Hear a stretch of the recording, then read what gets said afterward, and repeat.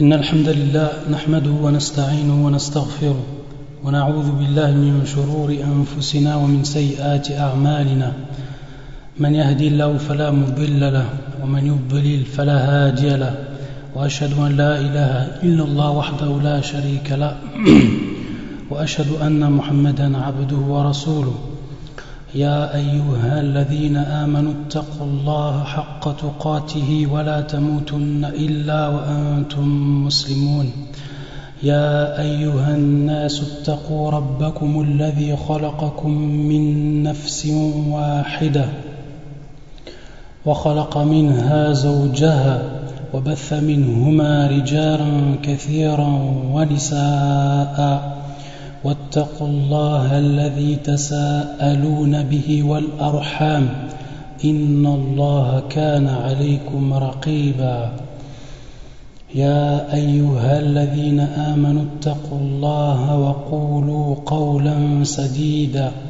يصلح لكم أعمالكم ويغفر لكم ذنوبكم ومن يطع الله ورسوله فقد فاز فوزا عظيما أما بعد فإن أصدق الكلام كتاب الله وخير الهدي هدي محمد صلى الله عليه وآله وسلم وشر الأمور محدثاتها وكل محدثة بدعة وكل بدعة ضلالة وكل ضلالة في النار.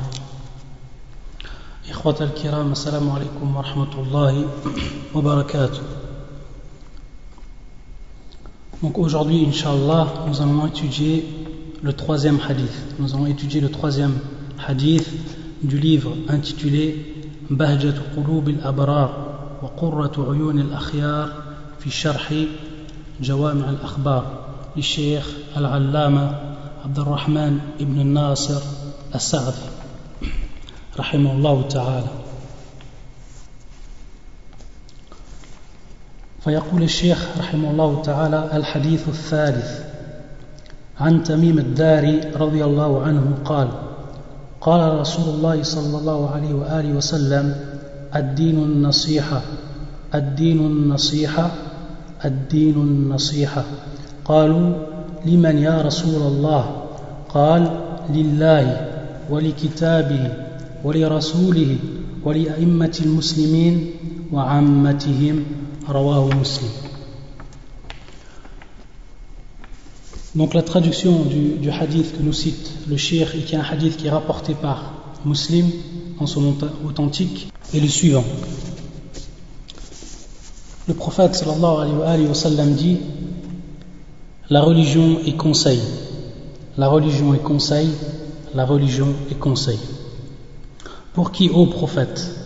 Pour qui, ô prophète d'Allah? Il dit pour Allah, pour son livre, pour son prophète, pour les dirigeants des musulmans ou pour les imams des musulmans et l'ensemble des musulmans. Et l'ensemble des musulmans. Donc le cheikh, il nous dit par rapport à ce hadith, en commençant l'explication, il nous dit en fait que le prophète sallallahu alayhi wa sallam a répété la première phrase qui est Ad-din al-nasiha, il l'a répété 3 fois. Il l'a répété 3 fois. Et ça, on sait que dans la sunna du prophète sallallahu alayhi wa sallam, c'est souvent que le prophète sallallahu alayhi wa sallam répétait les mots 3 fois. Et dans ce contexte-là, le cheikh nous dit en fait qu'il l'a répété 3 fois afin d'indiquer à sa communauté que la religion, que la religion est concentrée dans ce mot, que la religion est concentrée dans ce mot, ou que la religion, ou que ce mot, c'est-à-dire ce mot, le mot conseil, an-nasiha, englobe toute la religion, que ce soit la religion par rapport à son apparence, par rapport à son intérieur, ou par rapport à tout ce qui est caché. Naam, yani zahiru wa batinu, zahiru wa batinu. On peut dire aussi que la religion se résume en ce mot qui est le conseil. La religion se résume en ce mot qui est le conseil. Donc c'est pour ça que le prophète sallallahu alayhi wa sallam, comme nous l'explique le cheikh, il répète en fait cette phrase-là 3 fois, d'où en fait l'importance de la situation. Ensuite, il va nous dire qu'est-ce que le conseil. Qu'est-ce que le conseil par rapport à la religion de l'islam. Et qu'est-ce qu'a voulu dire le prophète sallallahu alayhi wa sallam par ce terme ou par ce mot, le conseil. En fait, il nous dit, c'est accomplir de manière parfaite ces 5 devoirs. C'est d'accomplir de manière parfaite ces 5 devoirs. C'est ça le conseil. Donc si maintenant on nous demande qu'est-ce que la signification de ce terme ou de ce mot an-nasiha par rapport à la religion, alors on répondra que c'est accomplir de manière parfaite ces 5 devoirs. Quels sont ces 5 devoirs? En fait, ces 5 devoirs, il va nous les citer le prophète sallallahu alayhi wa sallam dans la suite du hadith. C'est un devoir, le premier devoir qui est envers Allah, Le deuxième devoir qui est envers son livre, c'est-à-dire le Coran. Et aussi le troisième devoir envers son envoyé, qui est le prophète sallallahu alayhi wa sallam, Muhammad ibn Abdullah. Et ensuite, le quatrième devoir est le devoir envers les dirigeants des musulmans ou les imams. Et ensuite, le cinquième devoir, c'est le devoir envers l'ensemble des musulmans. Donc 5 devoirs. Le conseil, c'est accomplir de manière parfaite ces 5 devoirs. Ensuite, le cheikh va nous expliquer de façon détaillée quels sont en fait ces devoirs. Donc il nous dit dans un premier temps, ou dans le premier conseil, c'est le conseil pour Allah Azza wa Jal. Le conseil pour Allah Azza wa Jal. An-nasihatu lillah, yani lillah, pour Allah. Donc qu'est-ce qu'il nous dit par rapport à ça? Qu'est-ce que la signification du conseil pour Allah? Qu'est-ce que la signification du conseil pour Allah? Il nous dit le cheikh en fait, c'est reconnaître dans un premier temps et avant tout, c'est reconnaître l'unicité d'Allah. Et donc son unicité, comme on l'a vu dans les cours de Tawhid, elle se divise en 3 catégories. L'unicité qui est propre à l'adoration, et l'unicité qui est propre à la souveraineté d'Allah Azza wa Jal, et l'unicité qui est propre aux noms et aux attributs d'Allah. Donc en fait, c'est reconnaître cette unicité, reconnaître en détail ces 3 catégories de l'unicité. Et donc par rapport à ça, le terme reconnaître, et c'est le terme aussi comprendre et avoir la foi en l'unicité d'Allah Azza wa Jal et appliquer ce qui dépend de cette unicité. Donc là en fait, bien sûr, on ne va pas détailler ça, en fait ça prendrait beaucoup de temps, et dans un deuxième temps il faut savoir que ça revient aux cours qui sont faits par rapport au Tawhid. Donc d'où l'importance d'étudier en fait l'unicité d'Allah Azza wa Jal. On voit que lorsqu'on étudie l'unicité d'Allah Azza wa Jal, qu'est-ce qu'on va faire? On va en fait rentrer on va en fait accomplir ce premier devoir qui est en fait le conseil pour Allah Azza wa Jal. On va accomplir ce premier devoir. Donc la première chose, c'est reconnaître l'unicité d'Allah Azza wa Jal. Le cheikh nous dit aussi ce qui rentre dans ce devoir, c'est de revenir à Allah de manière continue. Comment revenir à Allah de manière continue? Dans un premier temps, demander à Allah avec espoir et peur toute chose. C'est en fait demander à Allah, toujours revenir à Allah Azza wa Jal. Toujours lorsqu'on a besoin de quoi que ce soit, il faut le demander à qui? Il faut le demander à Allah Azza wa Jal avant toute chose, c'est-à-dire par les invocations.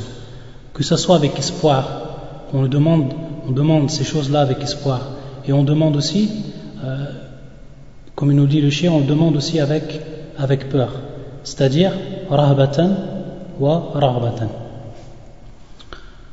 Ensuite, il nous dit également, c'est se repentir à Allah, c'est-à-dire se repentir à Allah de ses péchés et demander pardon sans interruption, tout le temps, à tout moment. Donc en fait, le musulman, le croyant, lorsqu'il veut accomplir son devoir par rapport à Allah, qu'est-ce qu'il doit faire également? Après avoir reconnu l'unicité d'Allah, il doit revenir à Allah Azza wa Jal.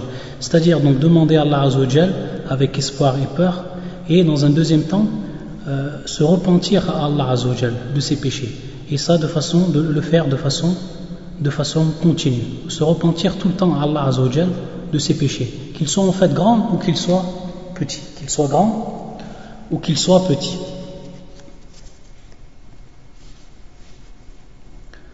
Parce que l'homme, en fait, par sa propre nature, va tomber dans les péchés. Va tomber dans les péchés. Les causes de ce manque, ou les causes, en fait, qui vont faire qu'il va tomber dans ce péché, le shir nous dit, en fait, c'est le fait qu'il se laisse aller, ou accomplit pas parfaitement certaines obligations. Donc le fait de se laisser aller, ou de n'accomplir pas parfaitement certaines obligations. Et aussi le deuxième point, qu'il touche parfois, ou qu'il tombe parfois, qu'il tombe parfois dans certaines interdictions. Qu'il tombe parfois dans certaines interdictions. Donc en fait, toutes ces choses-là vont demander à l'homme qu'il se repente à Allah Azzawajal pour qu'il advienne par rapport à ce repentir, donc un repentir qui va être systématique, et également le fait de demander à Allah Azzawajal le pardon par rapport au manque qu'il a à son devoir, c'est-à-dire qu'il ne complète pas ses devoirs envers Allah Azzawajal de façon parfaite, et fayahsul minhu at-taqsir, ce qu'on appelle at-taqsir, c'est en fait le manque à son devoir, at-taqsir. Donc le shir par rapport à ça, il dit le fait de se repentir à Allah de façon systématique et de lui demander dans un deuxième temps pardon, ça va en fait compléter ces deux points, c'est-à-dire ces deux choses. La première chose qui est en fait le fait de se laisser aller ou de ne pas accomplir certaines obligations, et aussi le fait qu'il va tomber, l'être humain, ou c'est-à-dire l'homme, va tomber de temps en temps dans certaines interdictions. Donc le fait de se repentir de manière systématique et de demander de façon continue le pardon d'Allah Azzawajal, ça va en fait compléter, ou ça va en fait enlever cette adhan naqs, c'est-à-dire cette imperfection. Et en fait, on voit que par rapport à la sunna du prophète sallallahu alayhi wa sallam, on voit que le prophète lui-même sallallahu alayhi wa sallam demandait à Allah Azzawajal plusieurs fois pardon dans la journée. فيقول النبي صلى الله عليه وسلم إني لأستغفر الله وأتوب إليه في اليوم أكثر من 70 مرة. هذا hadith qui est rapporté par l'imam al-Bukhari dans son authentique, et c'est un hadith de Abu Huraira. Donc le prophète sallallahu alayhi wa sallam nous indique dans ce hadith qu'il demandait pardon à Allah Azzawajal et qu'il revenait à lui inni la astaghfirullah wa atubu ilayhi fil yawm, c'est-à-dire dans un seul jour plus de 70 fois. Donc là maintenant la personne elle peut comparer en fait son état par rapport à l'état du prophète sallallahu alayhi wa sallam. Combien de fois la personne demande pardon à Allah Azzawajal dans la journée. Donc ça en fait cette demande ce repentir, cette demande de pardon va en fait enlever ce qui advient de la personne par rapport au manque dans ses obligations, et par rapport au fait qu'il tombe dans certaines interdictions. Donc en fait c'est ce que le cheikh nous apprend par rapport au premier devoir, qui est le conseil pour Allah Azzawajal, lillahi ta'ala. Ensuite, le deuxième conseil, c'est le conseil pour son livre, ou le devoir du musulman qu'il doit accomplir envers le livre d'Allah Azzawajal. Faja fil hadith lillahi, ça c'est en premier temps, et en deuxième temps wali kitabihi, c'est-à-dire le Coran. Donc en fait le cheikh nous dit dans un premier temps il faut l'apprendre et réfléchir sur la signification de ces versets. Donc lorsque j'accomplis mon devoir envers le livre d'Allah Azzawajal, c'est dans un premier temps que j'apprends le Coran, l'apprendre par cœur, apprendre ces versets, et ensuite réfléchir sur la signification de ces versets. Yani at-tadabbur, at-ta'ammul. Ça c'est la première chose. Ensuite la deuxième chose, c'est apprendre son vocabulaire et ses significations. Apprendre son vocabulaire et ses significations, c'est-à-dire les vocabulaires que l'on va trouver dans les versets du Coran. Donc dans beaucoup de versets du Coran, Allah Azzawajal va utiliser des mots que la personne va avoir du mal à comprendre. Donc par rapport à son devoir qu'il doit accomplir envers le livre d'Allah Azzawajal, il doit essayer de comprendre et s'efforcer de comprendre les vocabulaires du Coran, afin que la signification des versets lui soit claire. Ensuite il dit dans un troisième temps, c'est produire des efforts dans l'application de son contenu sur soi-même et sur les autres. Produire des efforts dans l'application de son contenu sur soi-même et sur les autres. C'est-à-dire que il ne suffit pas aux musulmans qu'il apprenne le Coran et qu'il réfléchisse sur la signification de ces versets à apprendre et qu'il apprend aussi son vocabulaire. Il faut également qu'il le mette en pratique, qu'il mette en pratique en fait ce qui est contenu dans le Coran. Il le met en pratique par rapport à lui-même et il le met en pratique par rapport aux autres. C'est-à-dire les choses qu'Allah Azza wa Jal lui demande de faire et qui reviennent à lui-même, il doit les faire. Et les choses qu'il lui demande et qui reviennent par rapport aux relations humaines, c'est-à-dire les relations que la personne, le musulman doit avoir avec les autres, il doit également les faire. Donc c'est ça la signification de l'application de son contenu sur soi-même et sur les autres. Produise des efforts dans l'application de son contenu sur soi-même et sur les autres. Et c'était en fait le chemin ou la méthode employée par les salafs et plus particulièrement par les sahaba, c'est-à-dire les compagnons. Comme nous l'apprend certains des compagnons, qu'ils apprenaient en fait un certain nombre de versets, comme par exemple 10 versets, et qu'ensuite ils les apprenaient par cœur, ils essayaient de réfléchir sur la signification de ces versets-là, et ensuite ils appliquaient le contenu de ces versets. Donc ça c'était en fait minhaj sahaba, c'est-à-dire la méthode des compagnons par rapport aux devoirs qu'ils accomplissaient envers le livre d'Allah Azza wa Jal. Donc ça c'est pour ce qui est du conseil pour son livre, l'ikitabi. Ensuite le conseil par rapport au prophète ou pour le prophète. Donc en fait, comme on le dit et on le répète, c'est en fait le conseil pour le prophète, c'est en fait les devoirs que l'on doit avoir envers le prophète. Les devoirs que l'on doit avoir envers le prophète sallallahu alayhi wa sallam. Dans un premier temps, le shir nous dit, c'est avoir foi en lui et l'aimer. Avoir foi en lui et l'aimer. Donc ça, c'est la première chose. La première chose que l'on doit accomplir en termes de devoir par rapport au prophète sallallahu alayhi wa sallam. Avoir foi en lui, al-iman bihi, et l'aimer, c'est-à-dire avoir l'amour pour le prophète sallallahu alayhi wa sallam. Donc ça c'est la première chose. Ensuite, il nous dit le cheikh rahimahullah ta'ala, faire prévaloir sa personne, que ce soit par rapport à son amour propre ou par rapport à sa parole ou par rapport à ses droits, sur toute autre chose. Sur toute autre chose. Donc c'est faire prévaloir la personne du prophète sallallahu alayhi wa sallam par rapport à son amour, par rapport à ses paroles, par rapport à ses droits, sur toute autre chose. Sur toute autre chose. Donc ça c'est un point aussi qui est essentiel par rapport au devoir que chaque musulman doit avoir envers la sunna du prophète sallallahu alayhi wa sallam. Donc en fait lorsqu'il dit par rapport à sa propre personne, c'est-à-dire la propre personne du prophète sallallahu alayhi wa sallam, il rentre dedans dans cette nasiha ou dans ce devoir le fait de toujours faire précéder la parole du prophète sallallahu alayhi wa sallam sur n'importe quelle personne, que ce soit même parmi les grands imams des écoles de pensée,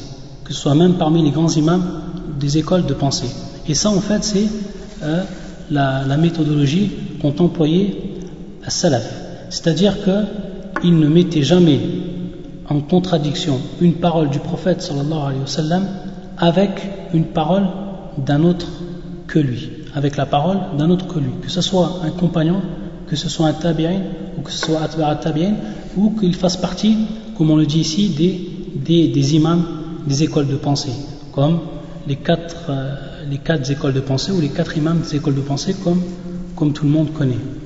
Donc ça rentre en fait dedans, ça rentre en fait dans le conseil pour le prophète sallallahu alayhi wa sallam. C'est donc mettre en avant la parole du prophète sallallahu alayhi wa sallam sur chaque ou par rapport à tout autre avis ou toute autre parole. C'est le mettre en avant aussi par rapport à son argent, par rapport à ses enfants et par rapport aussi à ses droits. Et en fait, par rapport à ça, il y a un hadith du prophète sallallahu alayhi wa sallam qui est connu. فيقول النبي صلى الله عليه وسلم فوالذي نفسي بيدي لا يؤمن أحدكم حتى أكون أحب إليه من والده ووالده.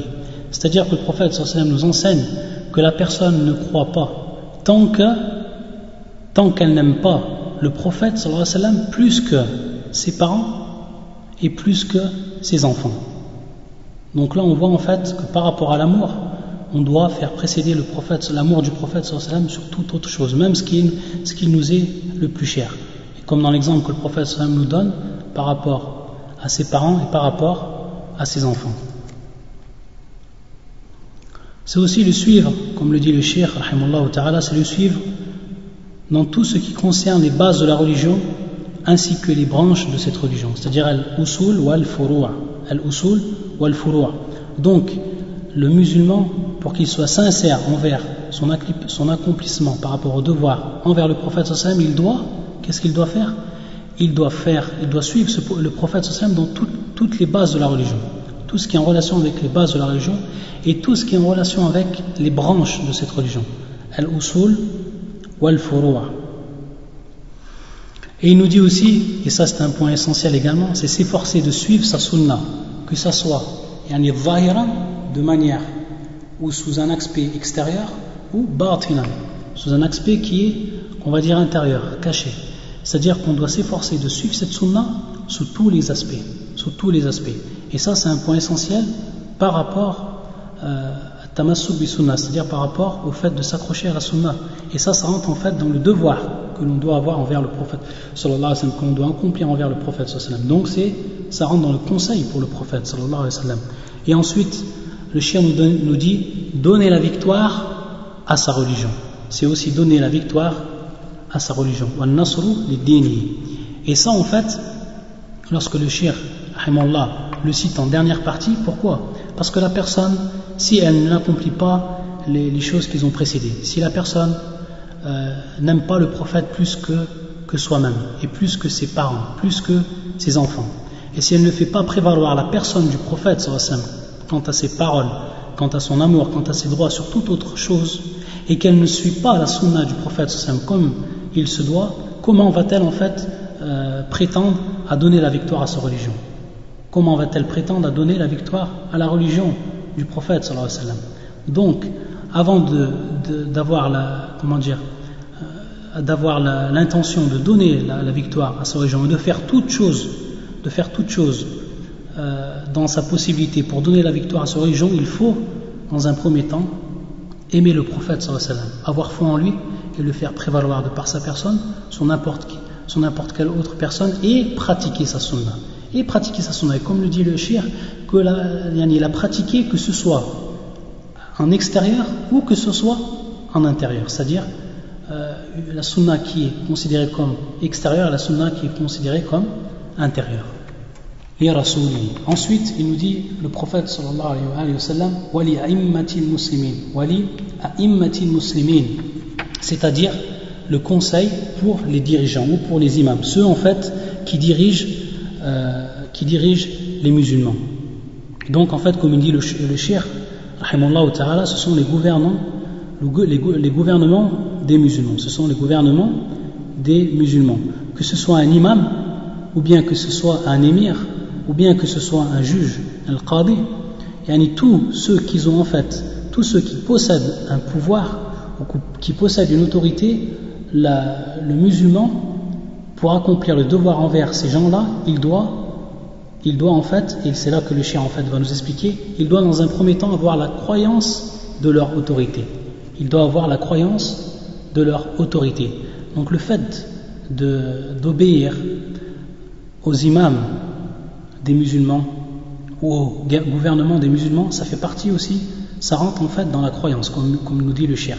C'est reconnaître leur autorité, c'est-à-dire l'autorité qu'ils ont par rapport aux musulmans, que ce soit, comme il dit le cheikh, que ce soit par rapport l'imam, c'est-à-dire celui qui est à la tête du gouvernement, ou bien que ce soit des émirs, c'est-à-dire ceux qui sont en dessous en fait de l'imam, du grand imam ou de celui qui est à la tête du gouvernement, et que ce soit aussi des juges, ceux en fait qui jugent par rapport à al-qubat, ceux qui jugent par rapport aux hommes.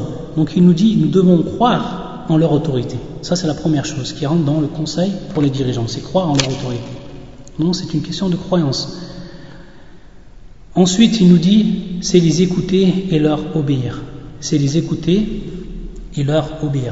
qu'on doit les écouter dans un premier temps, écouter ce qu'ils nous donnent comme ordre et comme conseil, et ensuite suivre ces ordres et suivre en fait ces conseils. Ensuite il nous dit également, le cheikh rahimahullah ta'ala, c'est encourager les gens à cela. C'est-à-dire qu'il est du devoir de chaque musulman d'encourager les gens qui sont autour de lui d'obéir au gouvernement. afin qu'il advienne dans la société l'unité. Ensuite, il dit aussi, c'est essayer, suivant notre capacité, de les guider, de leur indiquer le droit chemin et tout ce qui leur profite, et profite aux gens également, ainsi que leur indiquer ce qui leur est obligatoire. Donc en fait, c'est le rôle aussi des musulmans, et plus particulièrement des gens de la science, des gens qui connaissent en fait la religion comme il se doit.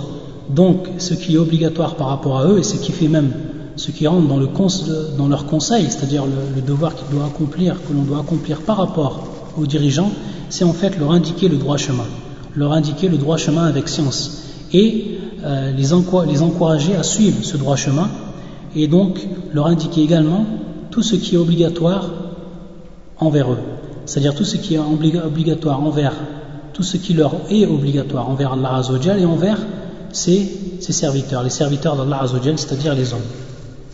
Donc ça rentre en fait dans le conseil pour les dirigeants. Et ensuite, le dernier devoir et le dernier conseil, donc ça sera le 5e, c'est le conseil pour l'ensemble des musulmans. Le conseil pour l'ensemble des musulmans. Li'ammatil muslimin. Donc il nous dit le shir, qu'est-ce qui rentre dans ce devoir? C'est aimer pour eux ce que l'on aime pour soi-même. C'est aimer pour eux ce que l'on aime pour soi-même. Et en fait, le shir il fait allusion à un hadith du prophète sallallahu alayhi wa sallam, hadith qui est rapporté par l'imam al-Bukhari et l'imam Muslim. يقول النبي صلى الله عليه وآله وسلم لا يؤمن أحدكم حتى يحب لأخيه ما يحب لنفسه حتى يحب لأخيه ما يحب لنفسه. C'est-à-dire que personne ne croira sans qu'il aime, jusqu'à qu'il aime pour son frère ce qu'il aime pour lui-même.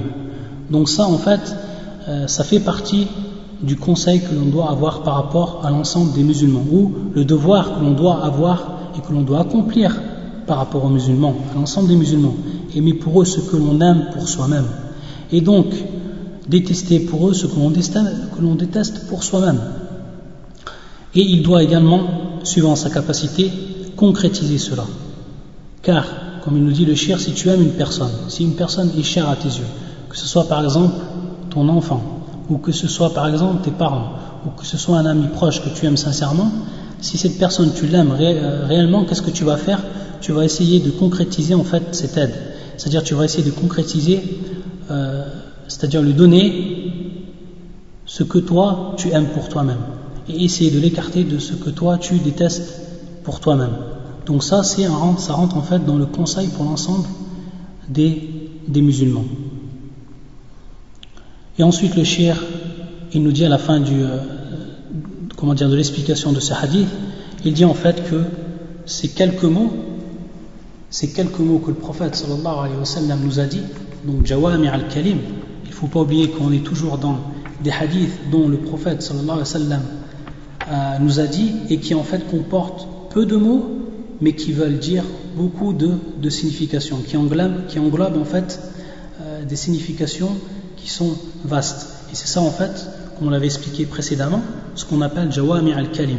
Donc on voit par rapport à ça que le peu de mots que le prophète sallallahu alayhi wa sallam a employé dans ce hadith englobe en fait toute la religion. Yashmal ad-din kulla. Et donc en fait, c'est une preuve que le prophète sallallahu alayhi wa sallam, il lui a été donné cette capacité de pouvoir dire quelques mots, quelques phrases, et de par là vouloir dire en fait beaucoup de signification. Donc ça en fait c'est ma'na jawami' al-kalim, et c'est en fait un autre exemple que le shir nous apporte par rapport à ce troisième hadith. Simplement une petite remarque à faire, c'est dans les hadiths qu'on a cités, on a cité en fait deux hadiths, la yu'minu ahadukum, c'est-à-dire personne ne croit, personne n'a la foi ou personne ne croit. Par rapport à ça, les savants disent que cette foi-là, c'est une foi en fait qui va être considérée comme complète. C'est-à-dire la personne qui veut avoir une foi complète, imanun kamil, il doit en fait appliquer ces choses-là. C'est-à-dire, comme le dernier exemple que l'on a donné, c'est aimer pour son frère ce qu'il aime pour lui-même. Donc ça en fait, ça fait partie de la foi qui va être considérée comme complète, une foi totale. Et donc ça ne veut pas dire que la personne qui ne va pas accomplir ce devoir-là ou qui ne va pas accomplir ce point-là par rapport à son frère, qu'il ne va pas avoir de iman, qu'il ne va pas avoir de foi. Et ça en fait ça revient au cours de tawhid que l'on a donné par rapport à l'iman, sachant que l'iman elle baisse et l'iman, c'est-à-dire la foi, elle augmente. Elle baisse, elle augmente. Et elle augmente pour atteindre un degré qui est considéré par rapport à l'homme bien sûr complet.